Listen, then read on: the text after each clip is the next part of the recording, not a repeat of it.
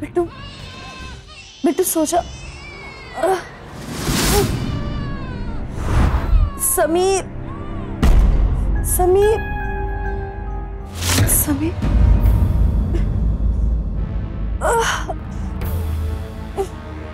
बिट्टू, बिट्टू सो जा। समीर,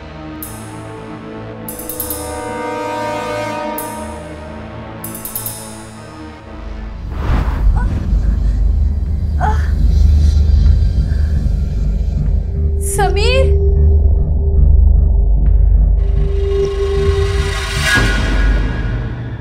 समीर, समीर,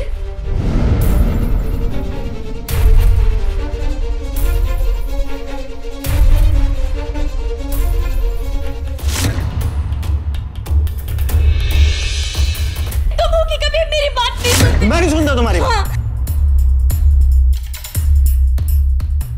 अगर तुम मेरी प्रॉब्लम समझो, हम अपनी प्रॉब्लम एक दिन में सॉल्व कर सकते हैं, लेकिन तुम हो कि कभी मेरी प्रॉब्लम नहीं समझते। समीर,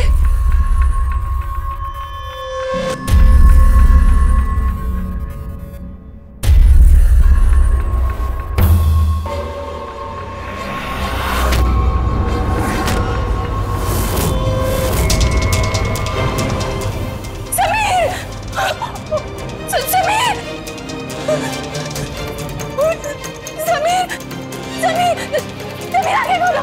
समीर उठो। समीर ने क्या हो गया? समीर उठो प्लीज, उठो समीर।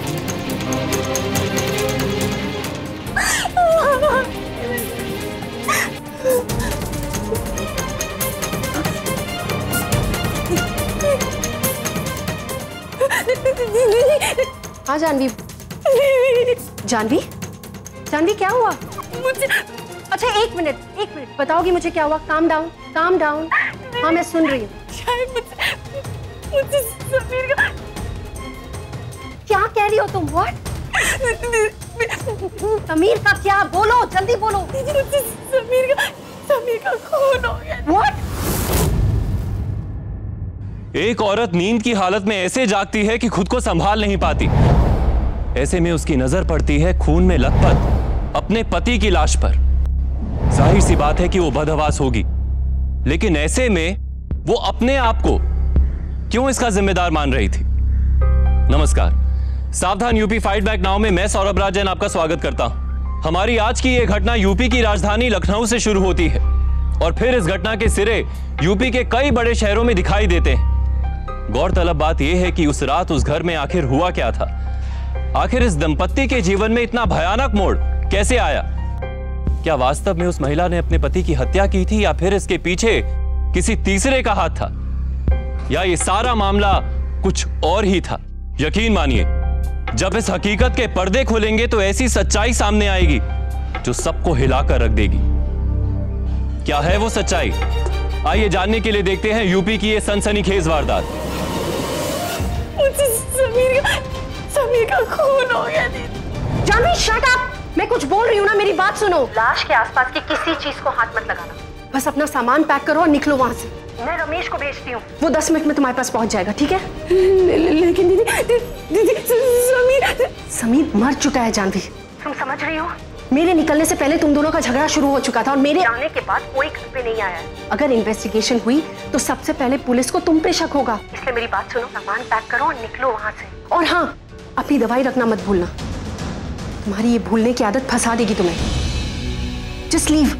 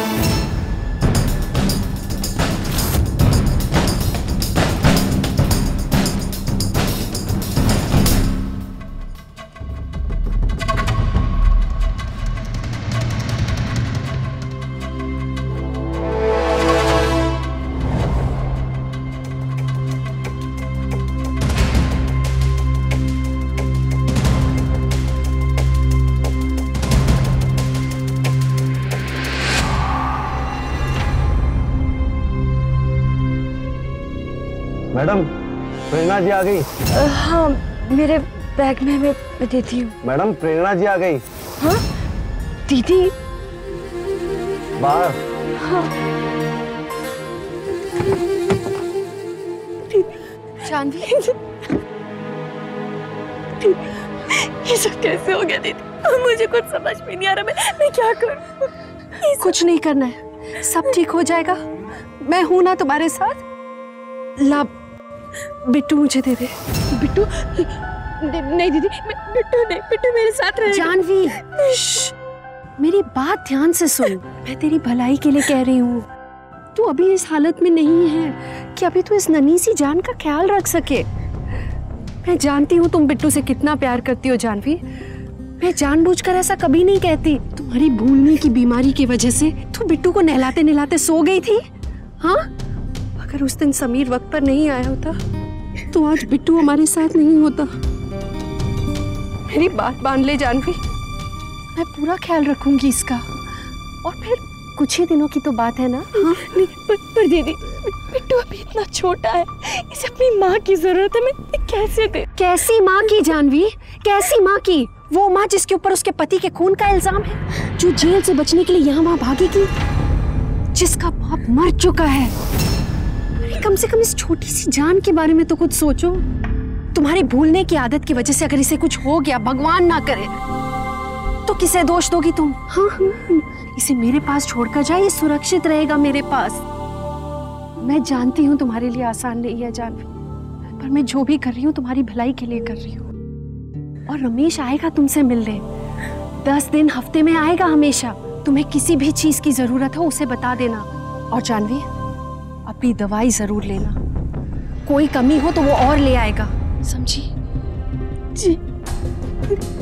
लाओ तो। मेरा बच्चा,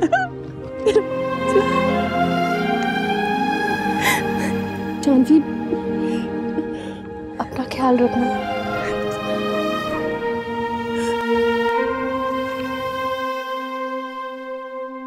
जानवी, अपना फोन मुझे दे दे।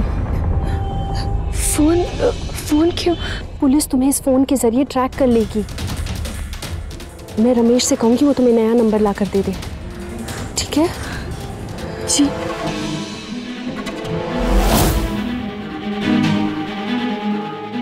दवाई लेती रहना। हाँ जी।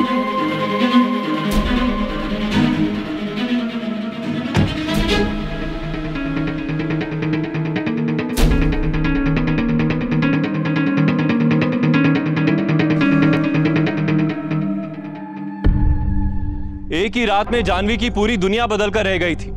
पहले उसने अपने घर में अपने पति को लाश के रूप में देखा और फिर उसे अपने बच्चे से बिछड़ना पड़ा।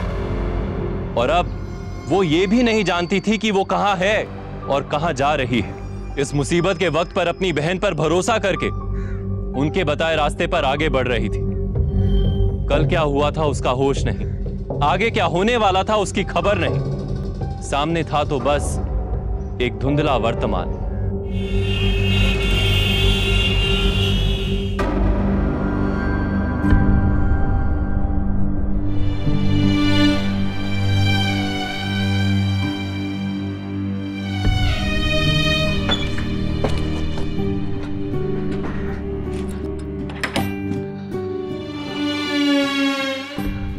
जानवी जी, अब मुझे निकलना पड़ेगा, लेकिन आप चिंता मत कीजिए, अब यहाँ पर पूरी तरह से सुरक्षित है। और प्रेरणा जी ने तो कहा ही है कि आपको यहाँ पर 1 से 2 महीने तक रुकना पड़ सकता है। हर हफ्ते में मैं यहाँ पर आता जाता रहूंगा। बस एक बात का ध्यान रखिएगा, यहाँ आस पड़ोस में किसी से ज्यादा बातचीत मत कीजिएगा। और हाँ, एक काम वाली बाई आ जाएगी जो कपड़ा, बर्तन, खाना वगैरह कर दिया करेगी। हाँ, ये कोई अगर इमरजेंसी आए तो इस नंबर पे फोन कर दीजिएगा। और प्रेरणा जी ने जो कहा है, दवाई टाइम पे खा लीजिएगा। अच्छा, मैं चलता हूँ। जी।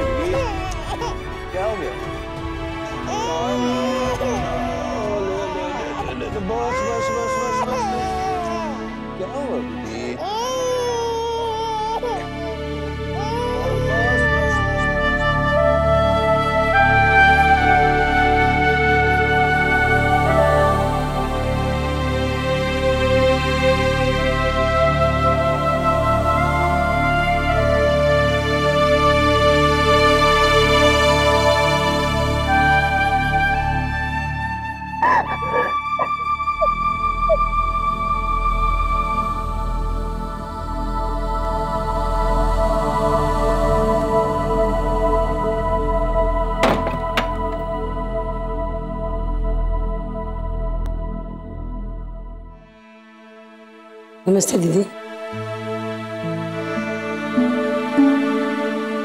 आज पहले दिन ही देर हो गई क्योंकि वो पड़ोस में विनीत बाबू है ना, उनका बच्चा बहुत रो रहा था, इतना परेशान कर रहा, दूध भी नहीं पी रहा था। तो ये जो बच्चा रो रहा है वो पड़ोस के घर में है?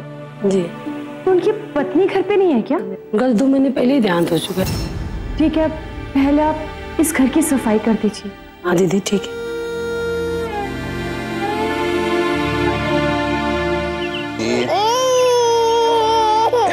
बस बस क्या हुआ चिंटू, क्या हो गया? बस क्या चाहिए?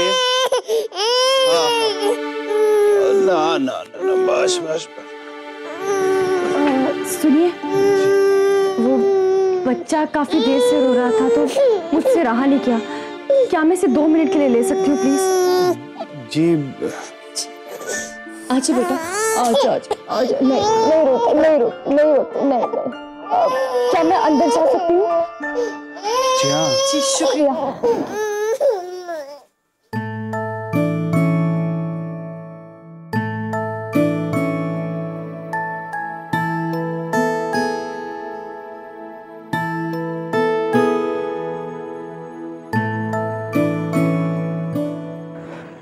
जी मुझे समझ में नहीं आ रहा है कि मैं आपका धन्यवाद कैसे करूं। नहीं, धन्यवाद करने की कोई जरूरत नहीं है।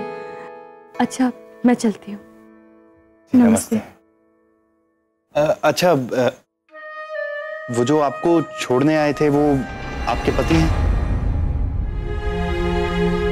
देखिए, अगर आप सच में मेरा धन्यवाद करना चाहते हैं तो प्लीज मुझ में एक एहसान कर दीजिए। प्लीज मेरी जिंदगी के बारे में कभी कुछ मत पूछिएगा।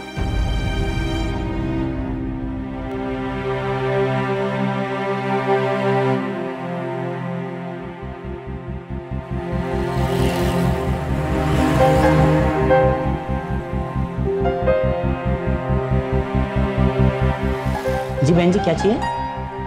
अब मुझे वो बहन जी वो तबीयत तो ठीक है? हाँ मैं ठीक हूँ। अब मैं बाद में आती हूँ। हाँ?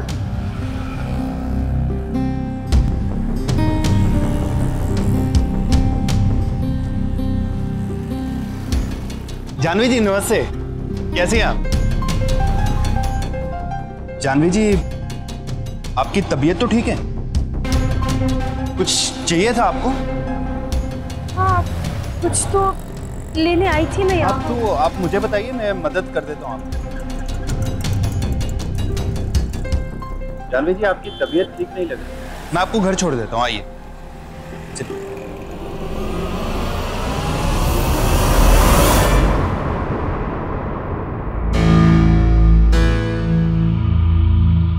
जानवी जी, जानवी जी, जानवी जी, जानवी जी,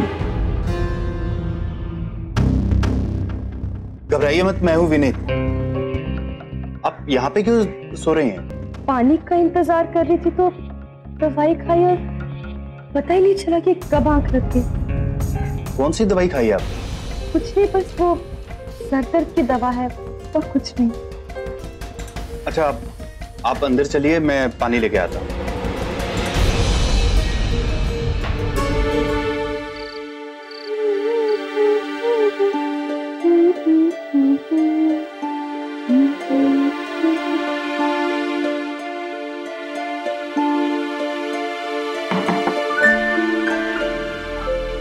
जी नमस्ते। नमस्ते। देरी तो नहीं हुई मुझे आने में? नहीं बिल्कुल भी नहीं। ये लीजिए। परेशान तो नहीं कर रहा था ना? बिल्कुल भी नहीं। अरे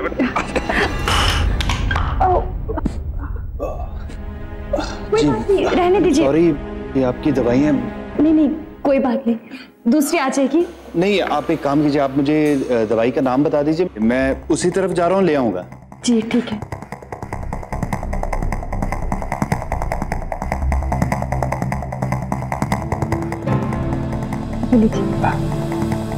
ये मैं अभी लेके आता। जी।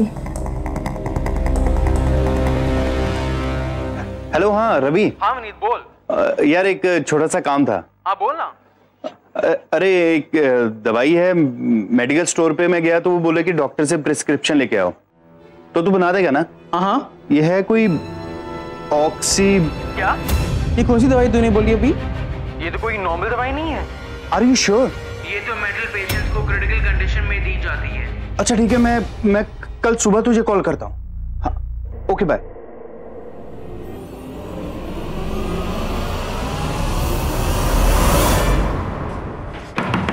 जानवी जी, जानवी जी, जानवी जी। क्या बात है विनीत जी, आप परेशान लग रहे हैं। जानवी जी, पहले आप मुझे ये बताइए कि ये दवाई आपको दे कौन रहा है? मतलब? आप कुछ जानती हैं इस दवाई के बारे में? विनीत जी, आप क्या बोल रहे हैं, मुझे कुछ समझ में नहीं आ रहा। जानवी जी, ये दवाई आपकी किसी बीमारी को ठीक करने के लिए नहीं, आपको बीमार करने के लिए दी जा रही है। ये आप क्या बकवास कर रहे हैं विनीत जी? मैं बकवास नहीं कर रहा हूँ जानवी जी। ये दवाई आपको वही आदमी देता है ना जो हर हफ्ते आकर। है कौन वो आदमी?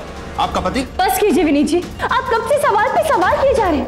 देखिए, मैंने आपसे पहले भी कहा था कि मुझसे मेरी जिंदगी के बारे में आप कुछ नहीं पूछेंगे। बहुत हो गया आप। ठीक है, तो मैं उसी आदमी से पूछ लूंगा। खबरदार, खबरदार, आपने किसी से भी कुछ भी पूछा, आपको कोई हक नहीं बनता कि आप मेरे बारे में कहीं से भी किसी से भी कुछ भी तहकीकात करें। जानवी जी, आप कौन है ये आदमी? आपका पति है ना? विनीत जी, बहुत हो गया, चले जाइए मेरे घर से, मैं कुछ नहीं चाहती। जानवी जी, आप बहुत गलत। विनीत जी प्लीज, मुझे आपसे कोई बात नहीं करी, प्लीज यहाँ से चले जाइए। जानवी जी, आप समझने की कोशिश। विनीत जी प्लीज यहाँ से चले जाइए।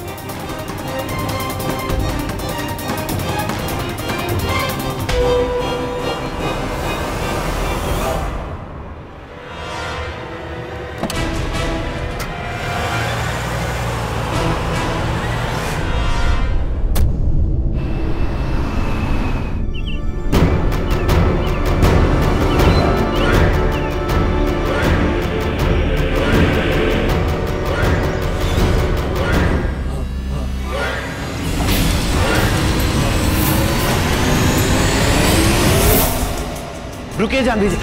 विनीत जी, ये आप क्या कर रहे हैं? क्या बकवास है? मेरी दवाई वापस दीजिए। देखिए जानवी जी, आपके साथ कुछ तो गलत हो रहा है। मैं नहीं जानता कि क्या, लेकिन कोई तो है जो आपको धोखा दे रहा है। बस कीजिए विनीत जी, बहुत हो गया। आप कुछ भी बिना सोचे बिना समझे मेरी जिंदगी के बारे में ये सब क्या बकवास है?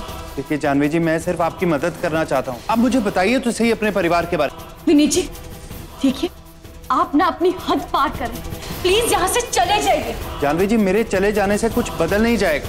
देखिए, हमें बैठकर बात करनी होगी। आप मुझे अपने अतीत के बारे में बताइए, अपने परिवार के बारे में बताइए। मुझे आपसे कोई बात नहीं करनी। चिंटू, मैं अभी आती हूँ। चिंटू,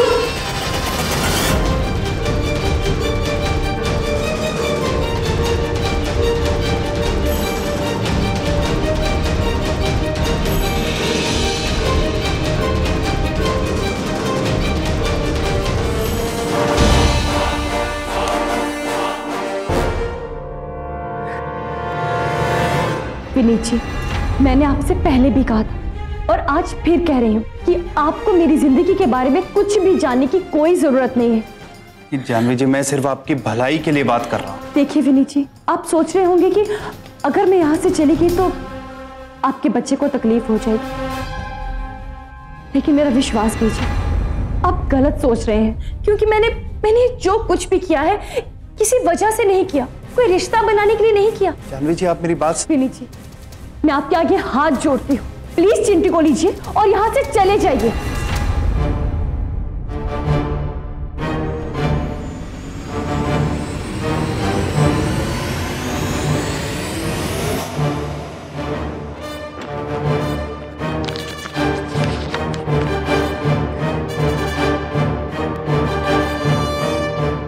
हेलो, मैं जानवी बोल रही हूँ। रमेश जी हैं?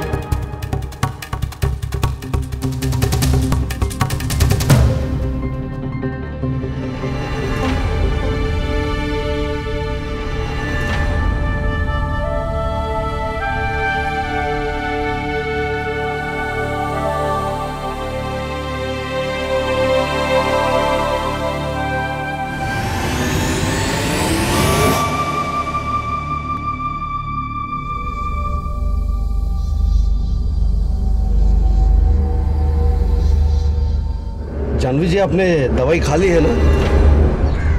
हाँ।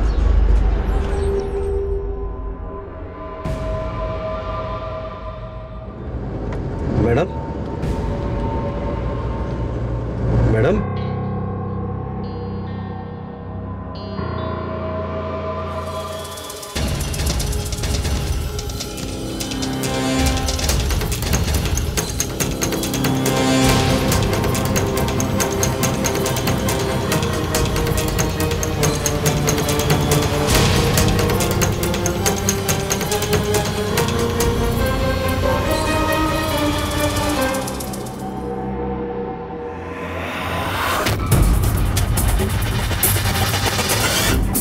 रमेश, रमेश आ गया। रमेश, खोल क्यों नहीं रहा?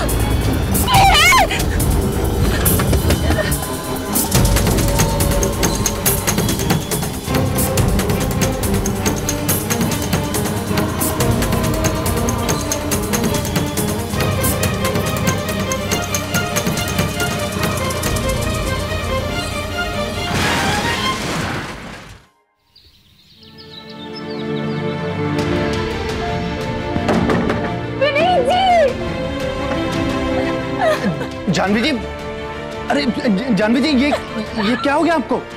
जानवी जी, आप, अरे जानवी जी, जानवी जी, हुआ क्या है? आप बताइए तो सही।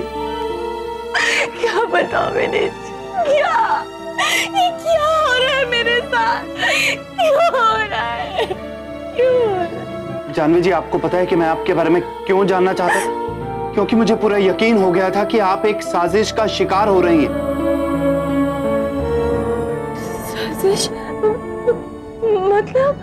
उस दिन आपकी दवाई की सच्चाई जानने के बाद मैंने उस आदमी का पीछा किया जो आपसे मिलने आता था, आपके लिए दवाइयां लेकर आता था। कहना क्या चाहते हैं? मैंने उस आदमी का लखनऊ तक पीछा किया। उसने अपनी गाड़ी एक आशियाना नामक इलाके में रोकी। के बाद एक औरत आई उससे मिलने की, उम्र में शायद आपसे बड़ी होंगी। फिर वहां पर एक दूसरा आदमी आया, उनके हाथ में एक बच्चा भी था जो उस तस्वीर में है।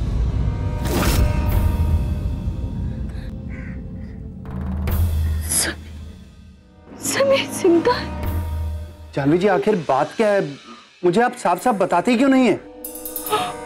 ये आदमी आपका पति है? नहीं विनय जी, आपको जरूर कोई गलत फहमी हुई है। समीर जिंदा कैसे हो सकता है? मैंने खुद अपनी आंखों से उसकी लाश देखी। समीर जी, जानवी जी, मेरी आंखें धोखा नहीं खा सकती। मैंने उस आदमी को देखा और वो जिंदा है।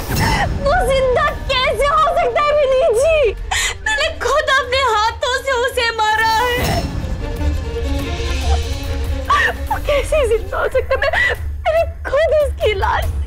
नहीं जानवी जी, मेरी आंखें धोखा नहीं खा सकती। देखिए जानवी जी, आप मुझ पे भरोसा कीजिए, मैं आपकी मदद कर सकता हूँ। उसी की मौत की सजा से बचने के लिए इतने दिनों से यहाँ छुप कर बैठी हुई हूँ। जिंदा कैसे हो? जानवी जी, आप प्लीज अंदर चलिए। आप आइए प्लीज। जानवी जी, आप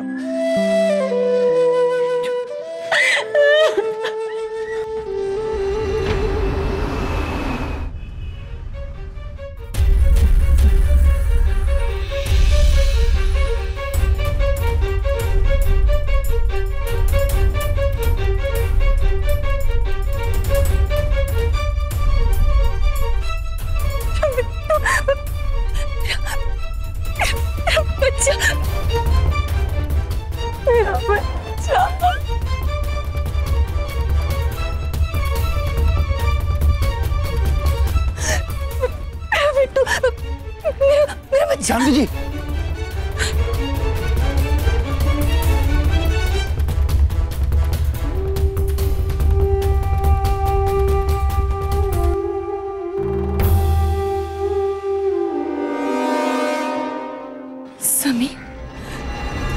समीर दीदी के साथ? समीर ने मुझे इतना बड़ा धोखा दिया और मेरा बिट्टू।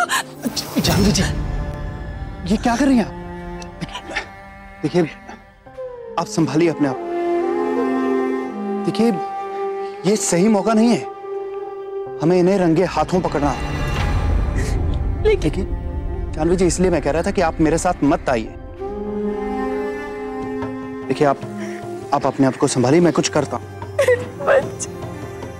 मुझे मेरा बच्चा चाहिए, मुझे मेरा बच्चा चाहिए, मेरा बच्चा, मेरा बच्चा।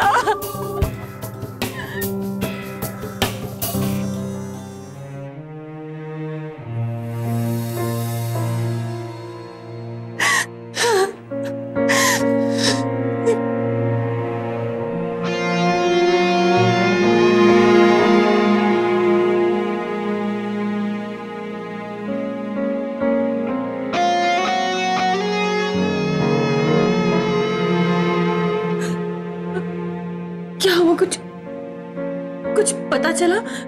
बोलिए ना कि क्या पता चला? जी वो, आप बोल क्यों नहीं रहे? प्लीज बताइए। जानवी जी, हाँ? आप एक बहुत बड़ी, बहुत गहरी साजिश का शिकार हुई हैं। देखिए, आप क्या बोल रहे हैं? मेरे कुछ समझ में नहीं आ रहा। प्लीज साफ साफ बताइए कि आप कहना क्या चाहते हैं?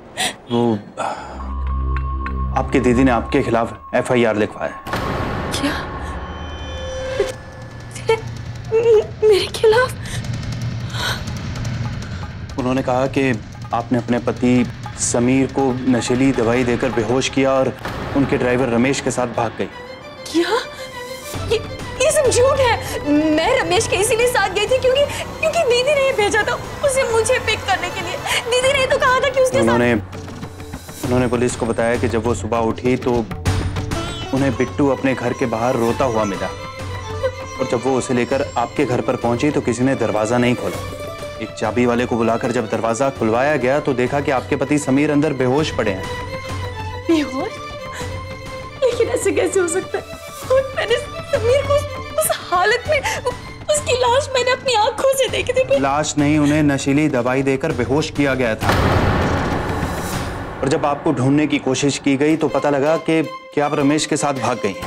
मैं गई थी, लेकिन मेरा विश्वास कीजिए, दीदी ने ही कहा था कि रमेश के साथ आ जाए, इसीलिए मेरा। देखिए, इस वक्त सच्चाई वही है जो आपकी दीदी ने बताई। उनके मुताबिक जब पुलिस में रिपोर्ट दर्ज की गई तो पुलिस ने भी यही बताया कि आपको यूपी के अलग अलग शहरों में देखा गया है रमेश के साथ, और उस वक्त आपके साथ बिट्टू नहीं था। हाँ, बिट्टू हमारे साथ नहीं था, ये सही है, क्योंकि मैं खुद दीदी के पास उसे छोड़ के गई थी। लेकिन दीदी ने कहा था कि मैं बिट्टू का ध्यान नहीं रख पाऊंगी, बिट्टू मेरे साथ रहेगा तो उसकी तबीयत खराब हो जाएगी। नहीं जानवी जी, आपने जो फोन छोड़ा था ना, इस फोन में आपके और रमेश की कुछ आपत्तिजनक तस्वीरें भी मिली हैं पुलिस को। दीदी मेरे साथ इतना बड़ा धोखा। देखिए जानवी जी, मुझे लगता है कि आपकी दीदी का मकसद सिर्फ बच्चे को हत्याना या आपका वहां से चले जाना नहीं था। वो आपके पति समीर को हासिल करना चाहती थी। जी, 2 दिन बाद वो शादी करने वाले। नहीं, ऐसा हरगिज नहीं होगा। मैं ऐसा नहीं होने दूंगी। मैं अभी समीर के पास जाऊंगी, उसे सब सच नहीं जानवी जी, नहीं, मुझे अभी समीर से। जानवी जी, ये संभालिए अपने आप। ये इतना आसान नहीं है जितना आपको लग रहा है। आप एक बहुत बड़ी साजिश का शिकार हुई हैं। आपकी दीदी ने कोई कोना खाली नहीं छोड़ा, कोई जगह नहीं छोड़ी। उन्होंने आपके पति को यकीन दिला दिया है कि आपने उन्हें धोखा दिया। आपको क्या लगता है कि अब आपके मुंह से सच सुनकर उनका ख्याल बदल जाएगा? इसके लिए जरूरी है कि वो खुद आपकी दीदी के मुंह से सच सुने, और ये इतना आसान नहीं है। तो हम एक काम कर सकते हैं, हम पुलिस के पास जाते हैं। आपको क्या लगता है कि पुलिस आपकी बातों पर यकीन करेगी? उन्हें भी यही लगेगा कि अब आपको अपनी गलती का एहसास हो गया और अपने घर वापस जाने के लिए आप ये मनगढ़ंत कहानियां बना रही हैं। आपकी दीदी के पास आपको और रमेश को लेकर बहुत से सबूत हैं कि आपकी जिंदगी बीत जाएगी सफाइयां देते देते।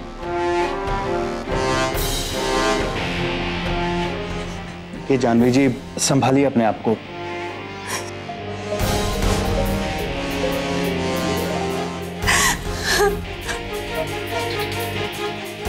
जानवी जी, एक रास्ता है। क्या?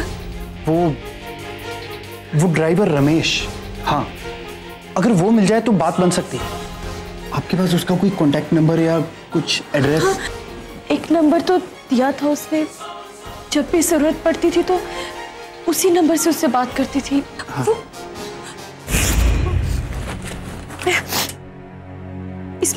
इसमें मैंने वो नंबर, हाँ ये रहा, ये उसने मुझे नंबर दिया था, शायद इससे हमारी कोई मदद हो जाए।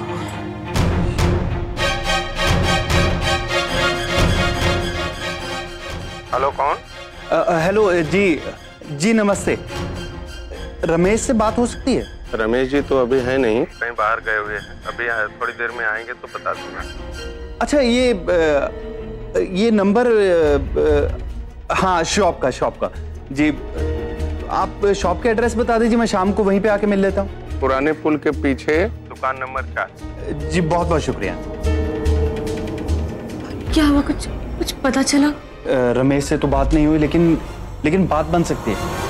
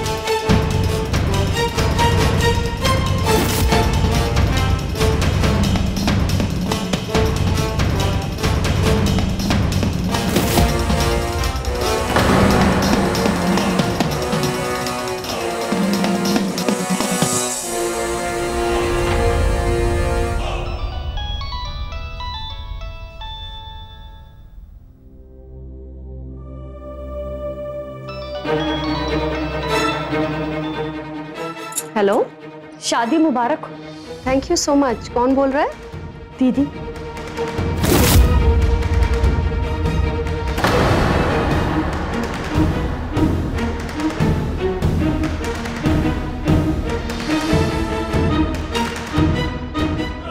जिंदा है? तुम चौंक क्यों गई मेरी आवाज सुन के? हाँ, मैं जिंदा हूँ। अच्छी प्लानिंग की ना तुमने, लेकिन तुम्हें जो चाहिए था वो तुम्हें मिल चुका है। पर अब मुझे मेरा बिट्टू वापस कर दो। बिट्टू? अगर ना दो तो रमेश तुम्हारे सारे कच्चे चिट्ठे पुलिस को बता देगा, और अगर विश्वास ना आए तो बात करवाओ रमेश से। क्या चाहती क्या हो तुम? मिलना चाहती हूँ, और वो भी 20 मिनट में। और कोई होशियारी नहीं है, अगर होशियारी की तो रमेश को लेकर सीधे मैरिज रजिस्ट्रार ऑफिस ही पहुंच जाऊंगी, और समीर को तुम्हारी सारी सच्चाई पता चल जाएगी। तुम ऐसा कुछ नहीं करोगी, ओके? मैं आती हूँ।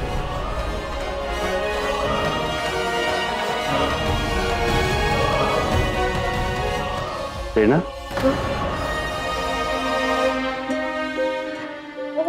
सॉरी। तुम परेशान क्यों दिख रही थी? नहीं तो। आप तैयार हो गए? अच्छे लग रहे हो। Thank you Prerna. Prerna, I am sorry. मैं अपनी शादी को धूमधाम से नहीं कर पा रहा हूँ। आई नो, हर लड़की का एक सपना। आपको कुछ कहने की जरूरत नहीं है। मैं अच्छी तरह जानती हूँ कि हम ये शादी बिट्टू की भलाई के लिए कर रहे हैं, है ना? एंड आई प्रॉमिस, मैं बिट्टू को एक माँ की कमी कभी नहीं महसूस होने दूंगी। थैंक यू सो मच प्रेरणा।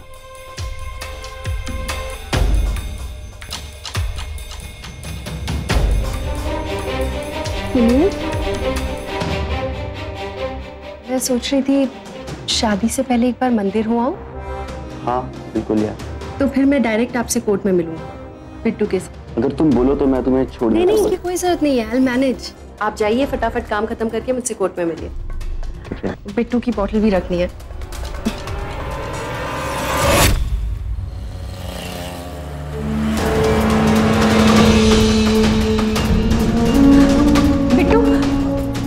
बिट्टू कहाँ है? तुम बिट्टू को कहाँ छोड़ के आई हो?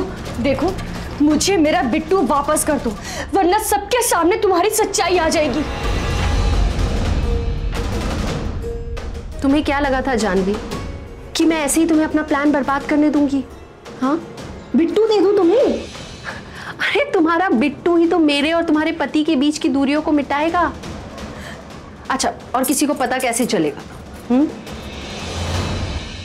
ये मुंह खोलेगा तब ना।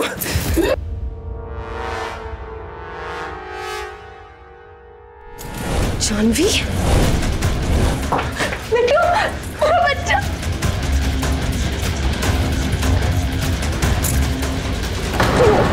आखिर क्यों किया तुमने ये सब? क्या चाहिए था तुम्हें? तो क्या करती मैं? हाँ, कितना प्यार करती थी मैं समीर से, पर इसने तुम्हें पसंद कर लिया। कितनी बार शादी के बाद भी मैंने इसे इशारे किए, इसके करीब जाने की कोशिश की, लेकिन इसने मुझे कभी कोई मौका नहीं दिया। तो क्या करती मैं जानवी? क्या करती? इसलिए मुझे ये सब कुछ करना पड़ा। इतनी मेहनत से प्लान किया था तुम्हें फंसाने का, तुम्हें नशीली दवाइयां दे देकर बीमार किया ताकि तुम्हें भूलने की आदत हो जाए, और ऐसा ही हुआ। तुम लोगों के झगड़े बढ़ गए। उस रात भी मैंने तुम दोनों को नशीली दवाई के बहाने बेहोश किया। तुम्हारे मैंने ये रमेश के साथ मैंने अश्लील फोटो खिंचवाई, समीर के मरने का नाटक रचा, और तुम्हें मजबूर कर दिया कि तुम रमेश के साथ यहां से भाग जाओ। फिर क्या, बस मैं दूसरे दिन ये बच्चा लेके घर पहुंच गई तुम्हारे। दरवाजा खुलवाया, सारे खून और चाकू के दाग मिटाए, और उसके बाद जो मैंने नाटक किया है वो अब सच्चाई बन गया। बस अब और नहीं, बहुत हो गया तुम्हारा नाटक। अब मेरी बारी है। तुम्हें क्या लगा कि प्लानिंग सिर्फ तुम ही कर सकती हो, मैं नहीं? इस बार प्लान भी मेरा था, जाल भी मेरा, और निशाना सिर्फ तुम।